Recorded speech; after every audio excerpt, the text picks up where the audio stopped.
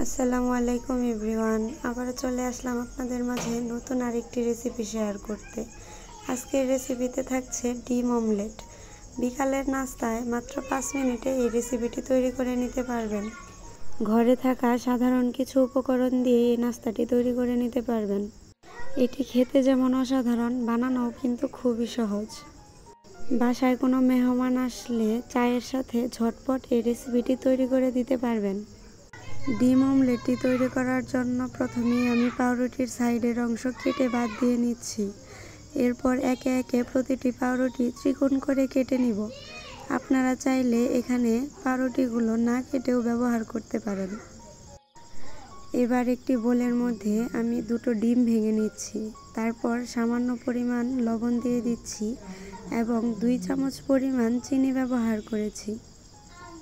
এবার এই 3টি উপকরণকে আমি খুব ভালোভাবে মিশিয়ে নেব। ততক্ষণ পর্যন্ত মেশাতে থাকবো যতক্ষণ না চিনিগুলো খুব ভালোভাবে গলে যায়। এরপর একটা প্যানে কিছুটা তেল গরম করে নিচ্ছি। এবার ডিমের মিশ্রণটির মধ্যে পাউরুটিগুলোকে ভালোভাবে ডুবিয়ে একে একে তেলের মধ্যে দিয়ে দেব। আপনারা চাইলে কিন্তু বাচ্চাদের টিফিনেও এই নাস্তাটি দিতে পারেন। এবার পাউরুটিগুলোকে তেলের মধ্যে একে একে দিয়ে ভালোভাবে উল্টে পাল্টে ভেজে নিব। কিছুক্ষণ ভাজার পর পাউরুটিগুলোর 2টো পিঠই যখন হালকা বাদামি কালার হয়ে আসবে তখন একে একে পাউরুটিগুলোকে উঠিয়ে নিব। এবার একটা সার্ভিং বোলের মধ্যে পাউরুটিগুলোকে সার্ভ করে দেখাচ্ছি। দেখুন পাউরুটিগুলোর কালারটা কতটা সুন্দর হয়েছে।